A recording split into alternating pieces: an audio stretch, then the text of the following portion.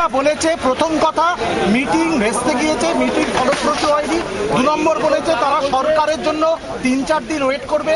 সরকার যদি কোনো ইতিবাচক সিদ্ধান্ত ঘোষণা না করে তাহলে তারা বৃহত্তর আন্দোলনে যাবে। প্রথম হচ্ছে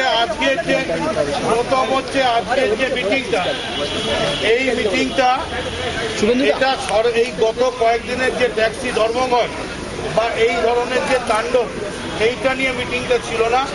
এই মিটিংটা 10 দিন আগেই আমি ঘোষণা করেছিলাম যে 13 তারিখ আমি লাক্সারি ট্যাক্সি এবং লাক্সারি ট্যাক্সি যে রেট পাচ্ছে না এবং এই যে প্রাইভেট গাড়ি ট্যাক্সি এবং লাক্সারি ট্যাক্সির প্যাসেঞ্জার তুলে নিয়ে যাচ্ছে এবং হঠাৎ হাইকোর্টের যে রায় হয়েছে অটোর সঙ্গে যে টোটো বা টুকটুকি তাদেরকে দিয়ে দেওয়ার জন্যে, পঞ্চায়েত এবং মিউনিসিপ্যালিটিকে পারমিশন দিয়ে দেওয়ার জন্যে, রেজিস্ট্রেশন দেওয়ার জন্যে, এই সমস্ত ব্যাপারগুলো নিয়ে আমাদের আজকে মিটিং ছিল।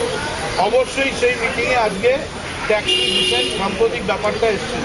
তাতে খুব অল্প কথায় ক্যাটাগরিক্যালি আমি বলে দিয়েছি যে সরকার কোনোভাবে কোনো কম্প্রোমাইজ করবে না, রিফিউজাল বন্ধ করতে হবে এবং রিফিউজালে যে 3000 টাকার ফাইনের কথা, এটা আমাদের নয়, এটা বিগত সরকারের আমলেই এটা সিপিএম করে গিয়েছিল।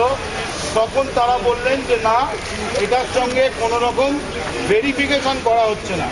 সেখানে ক্যাটাগরিক্যালি পুলিশের পক্ষ থেকে বলে দেওয়া হয়েছে যে পুরোপুরি ভেরিফিকেশন করে তবেই কোর্টের কাছে পাঠানো হয়েছে এবং যারা যারা ভাঙচুর করেছে তাদেরকেই অ্যারেস্ট করা হয়েছে।